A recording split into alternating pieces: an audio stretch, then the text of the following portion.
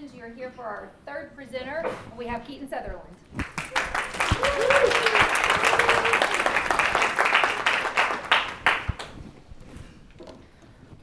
Good morning, everyone. My name is Keyton Southerland, and today I will be talking about the toxicity of modern-day feminism in America.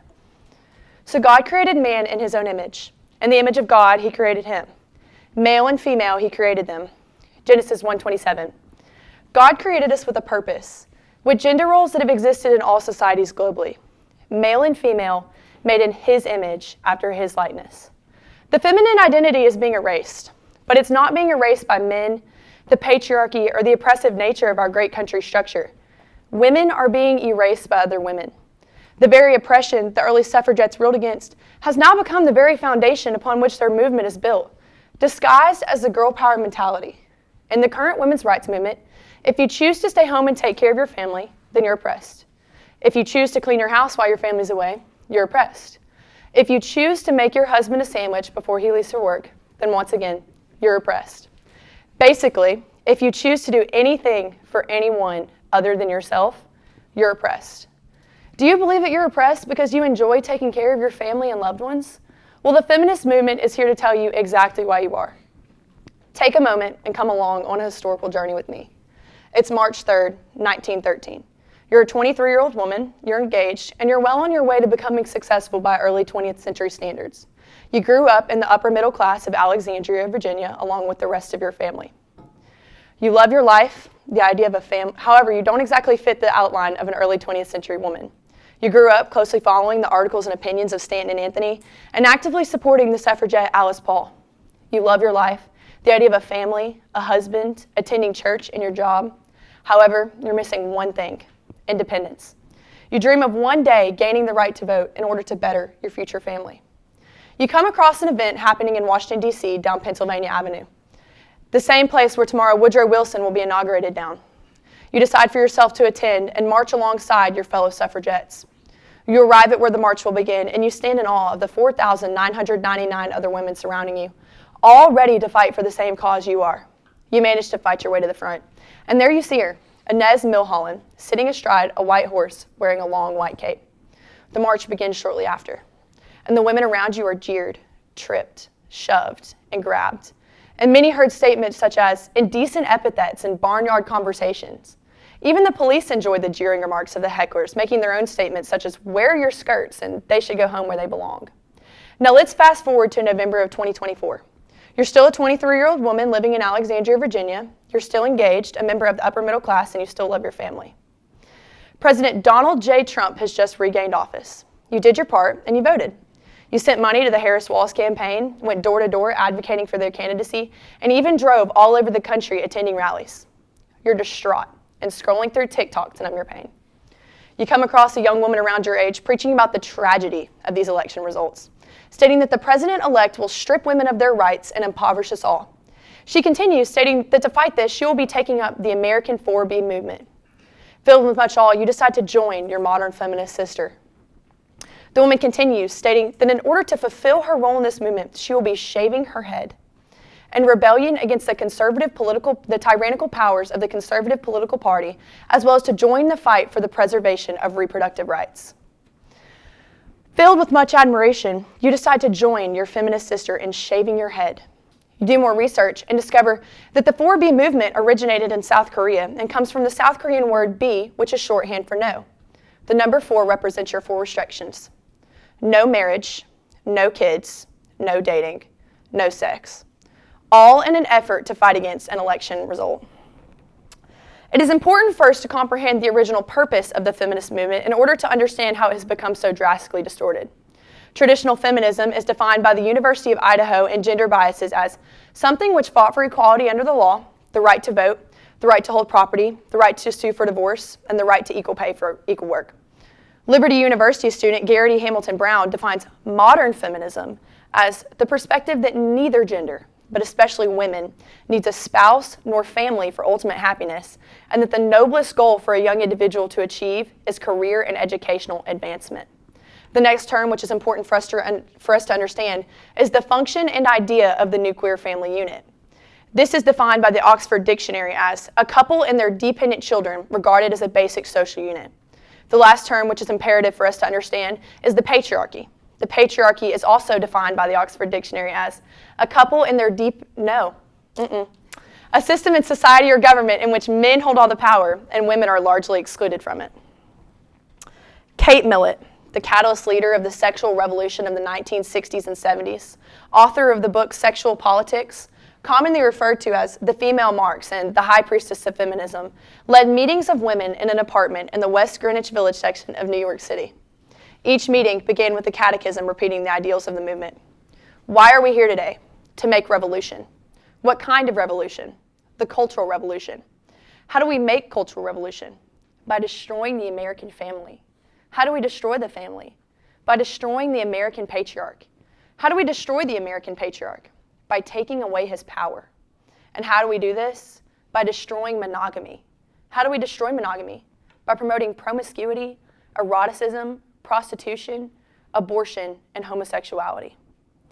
Feminine identity is being destroyed by a desire for death to the patriarchy and the idea that the patriarchy continues to crush my neck with their heavy boots, cut off my life force, and take away my voice. A compelling statement made by none other than Madonna herself. Carrie Gress, in her work, The End of Women, agrees with the idea that femininity is being lost in our society, saying, "Our identity is being cobbled together with a grasping at manhood, and what it means to be a woman has now dissolved and is now an unanswerable question." She continues, stating that the movement which began to rescue women is now the very thing which is destroying them. A recent and widely publicized example of the destruction of feminism took place in one of the grandest positions a modern woman can reach, the United States House of Representatives, one of the highest political bodies our nation's Constitution protects. It's a stage for many different beliefs, ideals, and opinions, all of which should conform with American values. On May 16, 2024, an event occurred which was not only embarrassing for the House, but also for all women in America. 3 United States Congresswomen who have benefited greatly from the legacy of the early American feminists conducted themselves in such a way which destroyed what was fought for and achieved on their behalf. Marjorie Taylor Greene, Jasmine Crockett, and Alexandria Ocasio-Cortez, all members of the House Oversight Committee, participated in a meeting to discuss the contempt of Congress resolution brought against Attorney General Merrick Garland. Their mission and duty was to decide whether or not Garland should be held in contempt of Congress for withholding audio records of President Joe Biden's handling of classified documents. This clearly important debate was interrupted by Representative Greene, who asked the Democratic House members if any of them had employed a judge's daughter, a known pornographic star. This was an irrelevant and distracting comment. This was accurately noted by Representative Crockett, who inquired how that brought any relevance to Merrick Garland. Crockett then began to infer that Greene had no idea what they were there for, and Greene responds defensively with a statement, "I don't think you know what you're here for. I think your fake eyelashes are messing up your reading."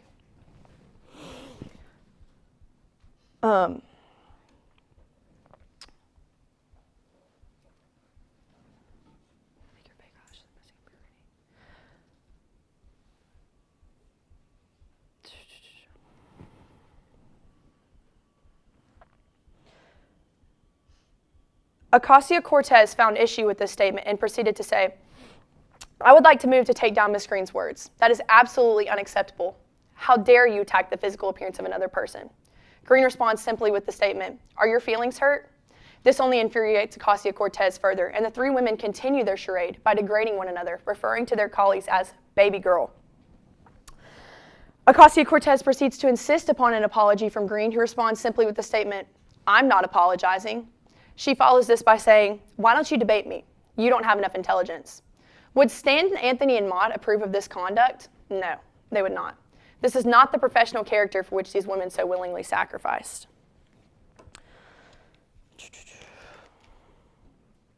The first wave of feminism society has recently been plagued with the new question, what is a woman? The opposite complement of a man. To most, the answer to this question is very simple, a biological sex with 2 X chromosomes. However, to modern feminists, the answer to this question is much more difficult than it should be. Gender barriers no longer exist, and the way God intended men and women to complement one another has been supplanted by newfound societal norms such as destruction of monogamy, same-sex marriage, transgenderism, promiscuity, children outside of marriage, abortion, and much more. Traditional feminism began in 1848 and is known today as first-wave feminism. The purpose of this wave was solely to focus on women's rights, or suffrage, or the ability to vote. The primary focus of this wave was to eliminate the idea that women should be seen and not heard. The women's movement began to pick up speed around the early 20th century and led to the first ever Women's March in 1913. This march would later lead to the passing of the 19th Amendment in 1920. The second wave of feminism emerged around the late 1950s and focused mostly on cultural and societal issues. The world wars and Vietnam heavily influenced this wave in the late 50s. Up until this point, women were seen as homemakers, secretaries, and play toys.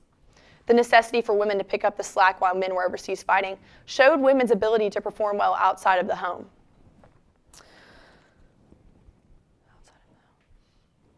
The third wave of feminism began, and the benefits of this wave can be seen in how women entered the workforce, made pathways in education, closed wage gaps, and were able to choose something other than homemaking. The debatable side of this wave, however, comes with the growing popularity and legalization of abortion. The legalization of abortion will later prove to be one of the biggest contributing factors to the self-destruction of feminism. The third wave of feminism began in the late 1990s and early 21st century and is focused almost entirely on increased inclusivity and diversity regarding racial movements in the LGBTQ community. If women in America are so oppressed, then why is the modern feminist movement more focused on race and sexual orientation than it is on women? Abby Johnson, former Planned Parenthood director, says this: "Instead of empowering women, we are being erased. Instead of building up the strengths and abilities surrounding the unique qualities surrounding women, we are being encouraged to deny who we are meant to be and embrace a masculine identity." While the feminist movement may have some morally correct ideals and values, they have been lost. A movement that could have benefited but instead took the same path of destruction as the rest of feminism is the #MeToo movement. This movement was founded by Tarana Burke, who began her activism as a teenager, primarily focusing on racial discrimination issues. While counseling young sexual abuse victims, Burke began using the phrase, "Me Too."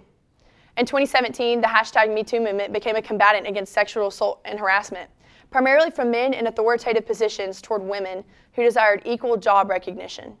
Women who were in a place of vulnerability compromised their bodies for the pleasures of men and for job advancement. However, after decades of this practice, considered a norm in professional settings, women found safety and comfort in numbers. The more women who spoke out against the actions of authoritative and abusive men, the more likely the abusive treatment would end. However, this seemingly pure-intention movement prominent on social media would slowly morph into a destructive monster.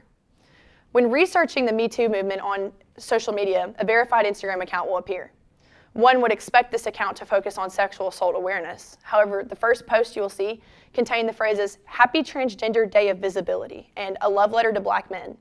These phrases have absolutely nothing to do with sexual assault awareness. A movement that could have been so beneficial for women who are victims of sexual assault in the workplace no longer serves that purpose. The feminist movement has achieved and knocked down a substantial amount of gender barriers, some of which its founders could have only dreamed. If I could sit down with Stan and Anthony right now and explain to them that doctors are lawyers, and that women are doctors, lawyers, engineers, astronauts, and politicians, I can't say they would believe me. Feminists supposedly encourage one another to achieve great things, but only when it fits in their parameters. Modern feminism teaches that the capacity for motherhood is somehow not essential to being a female human, and the idea rests on the belief that having and raising children is what is keeping female humans from being, quote, real people. This quote is a direct contradiction of what modern feminism supposedly preaches. Feminists attribute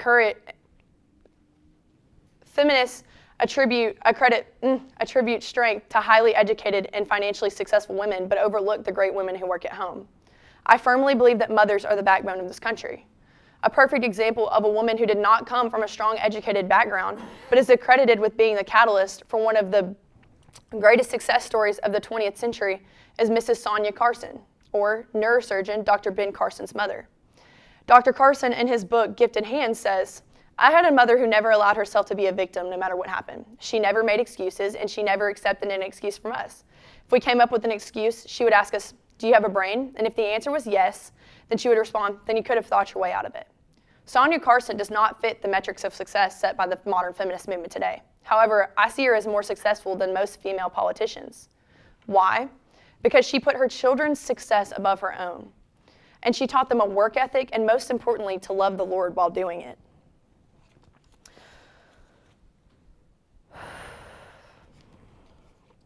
In the common workplace, 40% of women admit to experiencing sexual assault, advancement, or harassment. 40% doesn't sound absurd. Probably less than most people would expect, right? Wrong. Out of the 75 million women who make up the American workforce, this statistic makes up 30 million of them. This harassment can range anywhere from an uncalled for sexual joke, comments on appearance, or inappropriate touching. Kansas City Chiefs kicker Harrison Butker delivered a commencement address at the Benedictine College in Kansas on May 15, 2024. Butker began his speech by acknowledging the fact that the platform his profession had given him was an unwanted gift, but he felt obligated to use it well. In his speech, Butker covers a vast amount of faith-based statements, such as criticism of the LGBTQ community, encouraging homemaking, the detrimental effects of abortion, and condemnation of former President Joe Biden. Modern feminists took this speech entirely out of context. Butker's name was bashed and belittled. The media painted him as a monster. Modern feminists even went so far as to burn his jersey. Public speaking in general is only held to be a virtue when popular worldly values are being upheld and spoken about. In the case of gender roles, a simple speech can be covered in the news as heavily as a serious crime. Just because Butker held a traditional belief that it's okay for women to choose to stay home and take care of their family. The NFL did not stand behind Butker and subtly ostracize him.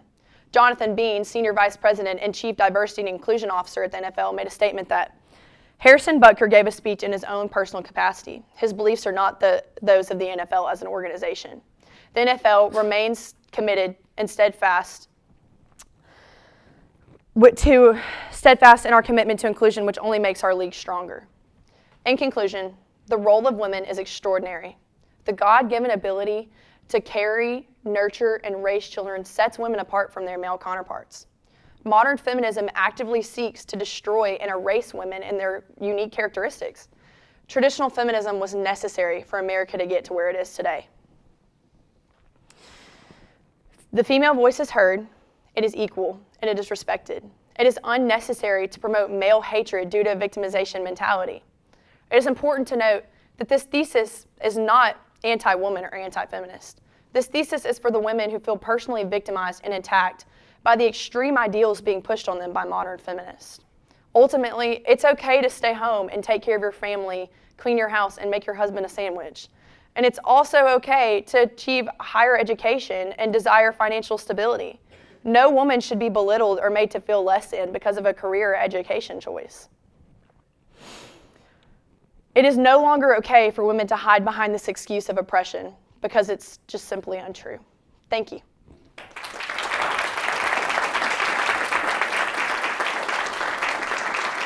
I would now very thankfully like to open the floor for questions.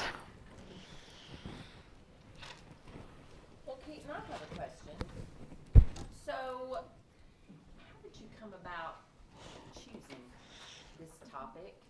And do you think your research has shown that, based upon what the original definition of feminism is, do you think that terminology is becoming archaic in our society? Okay, so you asked me how I came about this topic, and do I think that traditional feminism, how it's become skewed, basically? Yes, that the term really doesn't mean anything anymore. Okay, so how I came about this topic. First off, if you know me, you know I like controversial and political things.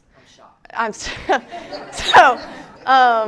I've always been interested in history. I've always been interested in politics. So I was about a freshman, and I was watching thesis, and I was like, man, I probably should start thinking about that. And I came in your classroom and showed you, and you were like, that one's a good one.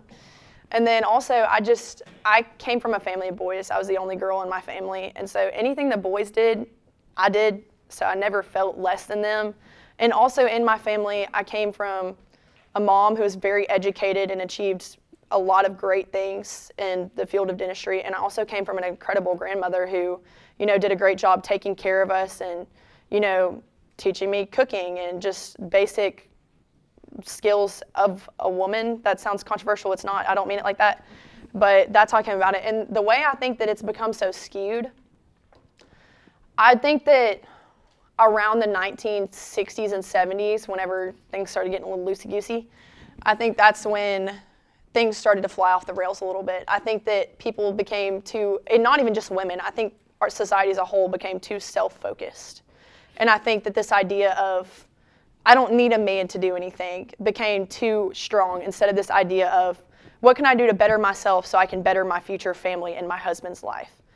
And I think that, like I said, we're being encouraged now to embrace a masculine identity and lose this idea of femininity, when in that second wave of feminism I talked about, women still had that femininity, but they also were able to do all these things. But they also could choose to do this, and it was just different. Now it's so like, if you don't have a doctorate as a woman, then you're just unsuccessful, which I think is a load of bogus. But did I answer your question? You did. Okay, good. I talk a lot. I'm sorry, guys. Keyton, I think after your talk, all I do is I just want a sandwich right now. Don't go call Miss Strati. I'll make it myself. I think Miss Strati would appreciate that. My first question is simple. You touched on this at the beginning of your talk. How does God see women? How does God see women? I love that question.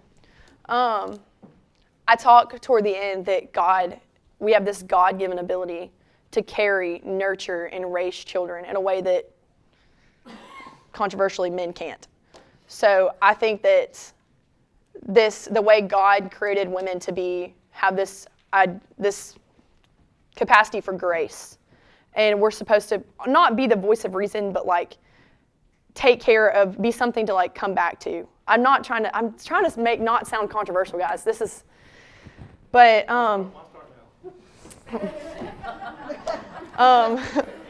but I would say there's a verse in Ephesians, and it says, "Women submit to your husbands, men respect your wives." And that verse is so taken out of context in modern day society, and the way this idea of submission is somehow bad. I think that the way women submit it's like how we as Christians submit to God. It's like, it's not a derogatory negative thing. It's just a symbiotic relationship in a marriage. When you get married, you understand that, I have my job and you have yours. And so I feel like that's been so lost and skewed in society today. Sure. And I guess I just have one more question that's just on my mind right now. Is you're putting forth an idea of this concept of feminism that may be countercultural and goes against what the prevailing view in society is. It's not like there's just a club you can be president of. I'm president of everyone who believes in feminism. But I do think that the idea of feminism has led to structures and organizations. I guess my question to this is more an application-oriented question. Is like, if you would say that you have a different view or definition of what feminism is in comparison to the rest of society, what could you or even should you do, even looking forward in the future, to help combat that prevailing view? So you asked me like how I think practical steps and how to like kind of get back to traditional feminism. Is that the question? Yeah, like what are some takeaways for you just after you've done this thesis of like, well, what can I do as a result of this, or should I do anything as a result of this? Yeah, so personally, I love learning and going to school and getting more knowledge, and I have dreams of, being pretty highly educated. And I think that traditional feminism, but I still hold those traditional feminist values, because I think feminism is great. That's why I say at the end of my conclusion, I'm not anti-woman or anti-feminist. I just believe that what feminism is today is not how they ever intended it to be. So I think that the way for, gosh, you stumped me, Mr. Donnie. This is hard. I guess finding a middle ground and like doing it through a Christian worldview is going to be my answer. I don't know if that fully answers your question, but that's the way I understood it. Keyton, there's a part at the end of your paper, and I think it'll help answer the question that Mr. Drotty just gave you. I would value some help right now. I know that. I want you to be able to talk about it because it's one of the best takeaways from your paper. You say there are still serious problems that women face today, like sexualization and sexual harassment. However, what do you say right there? Male hatred Is not the response. Yeah, I think. Well, I want to give you a chance to talk about male hatred is not what we are to do as women. It's not what we shouldn't hate anything. So I want you to give your opinion on that. When I originally came up with this topic, like I said, I grew up in a family of boys. So anything that boys did, I was expected to do, and I never saw myself as any less than them. And I think that society has become so focused on victimization in any sense. And I feel like male hatred has just become the fallback plan for women to say, oh, you're sexualizing me, oh, that's sexual harassment, when in reality that's not the case. And I think that they are serious problems that should be addressed. And I stated in my paper that women are not the only ones that deal with sexual harassment. I mean, it's like men and women deal with it. It's even a very big problem in the LGBTQ community. It's just, I really believe that we're not doing a great job of addressing those problems. I think that instead of saying, oh, I'm a victim, we should start saying, how can we fix this? I talk about this in my paper as well, how can we raise our children to better respect each other in the sense of sexual harassment and teaching them to respect each other no matter what their gender is. So I hope that answered Ms. Barish's statement, question, etc. Great job, Keyton. You start out with your paper with in your speech, with a pretty provocative statement. The feminine identity is being erased. I think the question of what is a woman and all the complications that have happened over the last 2 years with that question is a good example of it. But you say that women are being erased by other women. I guess, when I think about a feminist, J.K. Rowling is like one of the people I think about. And she would say, Great book series. Transgender movement is what's erasing women's identity. How do you think you would talk to J.K. Rowling about these things? Well, if I ever get the chance to meet her, I'll be fangirling because I love the Harry Potter series. But I would say, I say that transgenderism is a very heavy part, and why I mentioned that in my when I start talking about traditional feminism. I would say that is a heavy problem, and however, my paper obviously is not focused on that.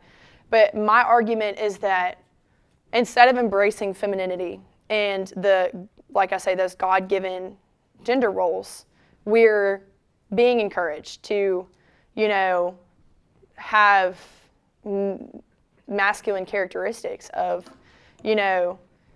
financial stability. I don't need a man in my life. I have this girl power mentality of I can do anything and I don't need anybody else's help, especially a man's. So I think that that's our problem, is that instead of working together in harmony the way God intended, we've strayed so far from that and we're just so individualistic. And I feel like that's so problematic. Did that answer your question? That's good, really good. And then I guess second question, you say that patriarchy didn't create loss of female identity, but it seems like patriarchy is the background that feminism eroded out of, if that makes sense. And there were problems with patriarchy. Even with J.K. Rowling's story, abuse is frequently the thing that spawns kind of radical feminism. Mm-hmm. I'm curious if you thought anything about that. Yeah, so I did a lot of research. In the book I read, The End of Woman by Carrie Grass. It's a really great book. I really enjoyed it. She talks about Mary Wollstonecraft and a lot of the early feminists. And a lot of them came from very abusive backgrounds, whether it's from fathers, family members, spouses. A lot of abuse occurred. And they were more radical. And even today, that is still a problem. But I would definitely say that I think I'm talking more like Generation Z, millennial generations, because most of the women who identify as modern feminists today do not come from that. So that's more so when I'm addressing traditional feminists. There was a necessity for, I talk about how they were seen and not heard, and that is a problem. And so we erased that, and now we moved into women in the workforce. Great. Education, great. Wage gaps closing, great. But now we're to this point where it's like we have anything that any of my male classmates can do, I can do. And so it's not a matter of, I need rights now. It's a matter of, oh, woe is me. Does that answer? Yeah, it's a great Okay. answer, yeah. Great job. Okay. Yes, Sarah? Do you think that a woman can have a successful career and a family in the fulfilled way a family should be, like in a nuclear family? Absolutely. Yes, entirely. I've seen women mothers in this school do it.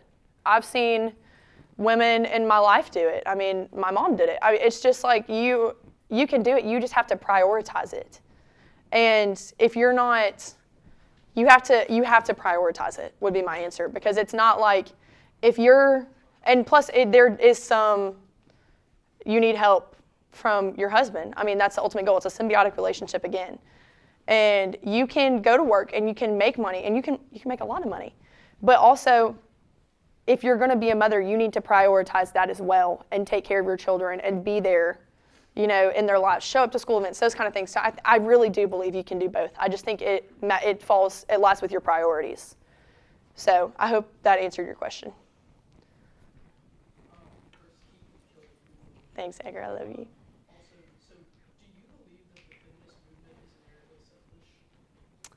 That's a really great question. I think that the traditional feminist movement is not. I believe that the modern feminist movement definitely is. I feel like modern feminism did not begin as an inherently selfish thing. I think it began as look, we can't do anything other than get married and have kids. That's like horrible. And so now it was necessary. So from that standpoint, I don't think it was inherently selfish. However, when you get to modern feminism, I think that this perspective there's a quote in my paper. It says, the capacity for motherhood is somehow not essential to being a female human, and the idea rests that having and raising children is what is keeping female humans from being, quote, real people. And I think that quote in itself directly points to selfishness, because it's like, as a mother, which I'm not one yet, but like the mothers I know would give up anything for their children and do anything for their children, and there's this idea of selflessness. So the feminist movement now is pointing to this idea of don't have kids, be financially successful, do your own thing, girl power, points to this direct line of selfishness. So I hope that answers correctly as well. Jenna?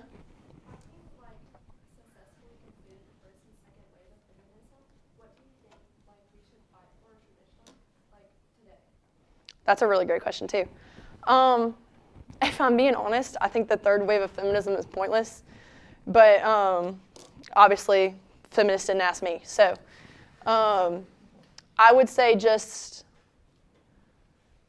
I really don't even, and I've done so much research on this, I do not even understand what they're fighting for at this point. I have tried to understand it. I've tried to talk to people who supposedly identify as feminists, and I still can't even understand what they're, and the argument always comes back to wage gaps. But I did research, and wage gaps really aren't that significant anymore. If really, they exist, but it's like, depends on it's a whole thing. So I think that they claim to be, that's always the argument that comes from third wave feminists. So I would say, I don't really know how to fix it, but I think that, because you're not going to be able to change their extreme values. Like I talk about it in my narrative of the woman in the 4B movement shaving her head because of an election result. So I think that a lot of the things they're fighting for are pointless. So I really don't think that there's a way to get it back to traditional feminism. So I hope that answered your question. All right, thank y'all.